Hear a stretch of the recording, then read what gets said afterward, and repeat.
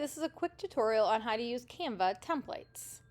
After you've created something in Canva that you would like to force a copy for somebody else, here is how you can do that.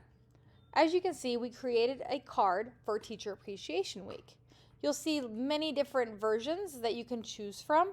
So for allow you to be able to create your own card, we can go up here to Share and click on Template Link.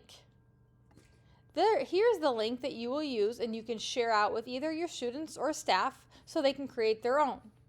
When I copy this, I'll put that up in the bar. Copy and paste that. Here's what it will look like. You'll see the template was created by who it was created by, and then you'll be able to say use template for new design. This is going to force make a copy. Now you can go ahead and create your own. So here I can add in the qualities that I admire of a specific teacher that I want to share out, or maybe send a card to a specific teacher adding their name here. And once I'm done, I can choose to only print page 3.